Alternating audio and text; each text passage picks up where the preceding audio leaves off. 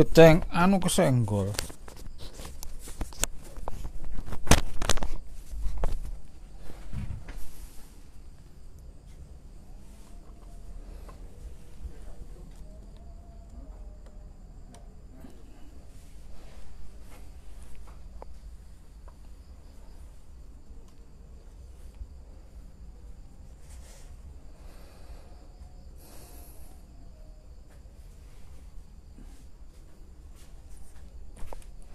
Assalamualaikum warahmatullahi wabarakatuh. Malam hari ini kita mencoba ngobrol dengan berbeda topik yang menyangkut kebiasaan membaca. Tapi seperti biasa rasanya tidak sedap deh kalau tidak minum dulu. Nah, saya tak minum dulu, ritual yang tidak boleh ditinggalkan ini. Untuk topik yang kemarin, masukan-masukan dari teman-teman sudah cukup banyak, dan seperti yang saya janjikan, ada beberapa buku yang saya kirimkan nanti. Ini sudah saya siapkan 3 buah buku untuk 3 orang teman. Yang satu Mas Aan Nurwilujeng, kemudian yang satu lagi Mas siapa ya, sebentar saya lihat. Nah, ini dia yang kemarin yang saya siapkan bukunya untuk Mas Sugi Muhammad Sahar di Polagan Galis Pamekasan. Insya Allah nanti 3 atau 4 hari bukunya nyampe. Lalu Mas Aan Nurwilujeng dari Pati, bukunya kok nyadung daun. Bukunya nanti insya Allah segera saya kirim. Lalu Mas Ahmad Zaini Dahlan dari Mambaul Ulum 2 Pontianan Timur Batu Marmar Pamekasan. Alhamdulillah, terima kasih untuk komentar dan masukan Anda. Dan untuk malam ini saya menyediakan 1 buku tentang motivasi. Pengennya setiap hari ada acara ini, ada door prize. Masalahnya itu ongkos kirimnya. Jadi bukunya nggak masalah, cuman biaya kirimnya. Kecuali kalau yang di Jember mungkin ya tidak perlu ongkos kirim, nggak masalah. Teman-teman, bagaimana pengalaman Anda tentang kebiasaan membaca waktu kecil? Apakah Anda gemar membaca atau menikmati sekali membaca? Punya buku favorit apa? Atau pernah diejek karena membacanya kelewatan sampai nggak ingat makan? Seperti yang saya alami, ya. Saya sering diejek teman-teman tuh, kamarmu nanti terbakar tuh katanya, kan kamu nggak keluar kamar, kamu baca aja gitu, seperti itu. Ada lagi yang ngejekin ya macam-macam lah, karena kegemaran membaca yang begitu besar, dan sementara teman-teman yang lain asik dengan petualangan di luar rumah. Nah, sementara kita suka di rumah aja. Nah, itu mengalami bulian-bulian seperti itu ya. Ya, tapi setelah kita menginjak remaja dewasa ya, ternyata memang apa yang kita lakukan itu bermanfaat sekali. Satu contoh misalnya begini, Pak guru saya namanya Pak Maksum, orang Madura ya.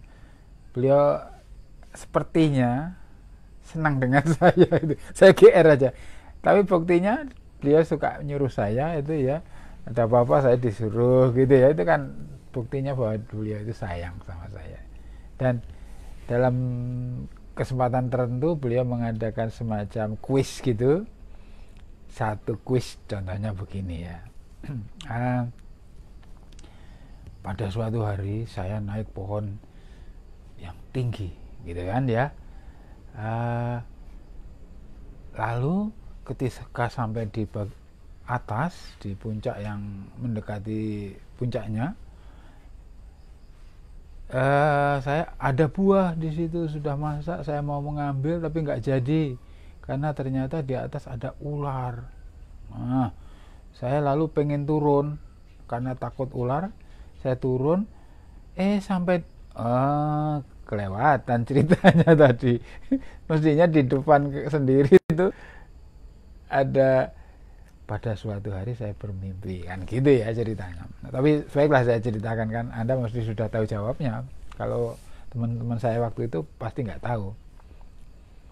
Begitulah, ketika saya sudah mau turun, sampai di bawah ada harimau. Jadi gimana? Mau naik ada ular, mau turun ada harimau. Nah, ini saya terpaksa tanya kepada Mas Pedro. Pedro, Pietro. Oh iya mah. Terus gimana? Aku ya krungu. Lah iya, gimana kalau kamu ada tebakan begitu, tebakannya gimana? Maju mundur kena. Lah tuh berarti Pietro gak pernah baca tuh, imajinasinya kurang, fokusnya kurang ya. Jadi pakai kayak makan buah si malakama. Malakama. Ora, coba kurang cermat tadi ya. Jadi gini, rewardnya siapa yang bisa boleh pulang, kan gitu. Hadiahnya. Ketika semua teman itu diam, terbungkam, tidak bisa menjawab, diam-diam saya sebetulnya sudah tahu. Karena kebiasaan membaca saya itu membuat saya itu cermat ya, mengikuti alur cerita Pak Guru saya itu. Saya langsung angkat tangan, terlambat sedikit nggak apa-apa, toh saya sudah tahu jawabnya, mereka nggak tahu. Ya, kamu apa yang kamu lakukan? Bangun Pak, katanya. Wah, ya kamu pulang. Teman-teman pada melenggong semuanya itu. Lah iya, tadi awal cerita kan diawali dengan pada suatu hari saya tertidur naik pohon, mimpi naik pohon, begitu kan? Nah, jadi jawabannya kalau bangun selesai semua masalah, begitu. Nah, itu satu contoh bahwa membaca memberi saya keuntungan ya untuk bisa memahami sesuatu itu dengan lebih baik daripada yang malas membaca. Kemudian satu contoh lain ya, yang suka membaca itu memiliki kosakata yang lebih baik daripada yang tidak, tentu saja. Kalau dia menjawab satu masalah gitu, dia lebih banyak menggunakan satu pola yang complicated, artinya tidak sesederhana yang tidak bisa membaca. Contoh saja misalnya membuat kalimat. Dulu kan pernah guru sering memberi tugas murid-murid itu membuat kalimat. Buat kalimat dengan terbang, ya toh. Anak-anaknya sederhana, bacanya kurang, ya jawabannya ya untuk supaya terbebas dari tugas itu saja, jawabannya cuman burung terbang di atas langit, di udara, gitu saja kan. Nah, pas giliran saya menjawabnya dengan kok canggih itu apa ya, bahasa kerennya apa canggih itu, extraordinary kan gitu ya. Jadi jawaban saya begini, terbang ya, kata yang dipakai ya. Pesawat itu pertama melaju di landasan, kemudian sedikit demi sedikit mempercepat anunya, kemudian dia terbang ke atas, melayang, memutar-mutar, membuat, gitu, akhirnya selesai. Jadi kalimat yang dibuat oleh mereka yang suka membaca dipengaruhi oleh apa namanya, kata teman saya skemata atau apa gitu ya, itu, dan membentuk apa pemahaman yang beda, sehingga kosakatanya juga bagus, lalu imajinasinya juga ini karena bacaan itu. Nah, itu dia gitu. Nah, kembali ke tema pokok yang sudah saya tawarkan, saya sampaikan tadi, bahwa membaca meningkatkan kemampuan mengatasi masalah pribadi. Anda mengalami bukan bahwa dari membaca itu Anda bisa menyadap pengalaman, bisa memperoleh perspektif ya, artinya perspektif itu cara pandang yang jauh ke depan, kemudian juga humor. Nah, humor itulah yang salah satunya membuat kita itu menghadapi masalah itu tidak tegang ya, karena kita bisa melihat sisi lain dari humor itu gitu. Kalau ada orang yang bilang bahwa pelawak itu punya kemampuan yang hebat karena dia bisa melihat hidup dari sisi yang berbeda ya dengan humor, maka membaca itu juga begitu, dengan bacaan-bacaan yang beragam, dengan cerita-cerita yang kita cerna dari berbagai bacaan itu, tentu semuanya itu menjadikan apa namanya, saya bilang kosa rasa. Jadi tidak hanya kosakata ya. Kalau kosakata itu perbendaharaan kata, tapi kalau kosa rasa, perbendaharaan rasa, ada cemas, ada frustasi, ada apa ya, kecewa, ada malu ya, itu dari cerita-cerita baik fiksi, dongeng maupun apa yang kita pernah baca itu akan menambah kosa rasa kita itu begitu rupa, sehingga menghadapi persoalan-persoalan kita mengadakan refleksi. Oh ini, oh iya seperti di cerita itu, kan gitu. Saya kira sederhananya begitu menurutnya.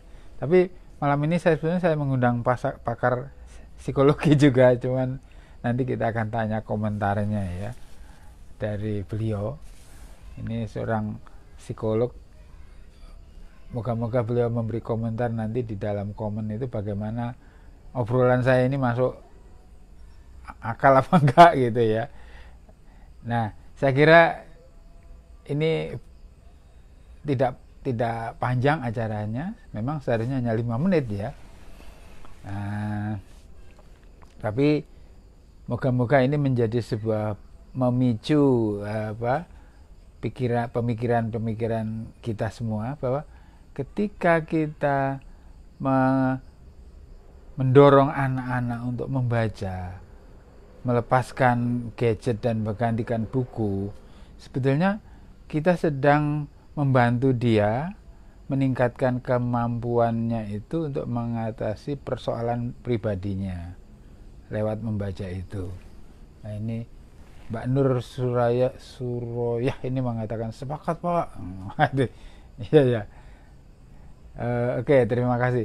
Saya kok melihat Bu Yeni juga hadir di sini ya. Nah, moga-moga nanti saya berdialog dengan mahasiswa baru di kampus ini kan, katanya mahasiswanya banyak. Sekali-sekali kan boleh dong saya ngobrol dengan mereka di kampus gitu ya. Ini menjual diri. Soalnya kalau nggak menjual diri nggak laku nih. Pak Pedro, Pak Bagong, piye? Oh, ya Mas. Oh iya. Jadi kowe iki ngrungokne karo nglamun. Wacanmu sing mbok senengi apa? Truk. Wacan. Iya, bacaan itu loh. Bacaan. Sing mbok senengi bacaan apa? Bacaan iku motivasi. Oh, motivasi. Tak sawang wingi kowe maca resep masak barang ngono. Iya, resep masak iku pancen kanggo sehari-hari tak praktekno. Oh lah. Itu artinya kamu mengatasi masalah pribadi dengan membaca toh. Iya. Jadi kowe lek takon ngiwonengen gak nemu ya nok buku tersedia. tuku. Apik kuwi. Iya. Jadi nggak tergantung orang lagi toh. Iya. Tapi Oke, iya. Kreasine oke, ya toh. makanan, resep makanan. Iya. Yang ngono apik muga-muga daganganmu laris ya. Iya. Ya wis. Pak Priyadi Siregar dari Pak Medan Wong Tamrin. Dari mana ini Jalan Tamrin? Bu Ida dari Bondowoso. Terima kasih semuanya sudah memeriahkan acara malam ini. Dan ini dengan cara ini saya bisa menjadi dekat dengan Anda semua, dan mungkin apa yang saya alami bisa memberi manfaat bagi kita. Selamat malam. Assalamualaikum warahmatullahi wabarakatuh.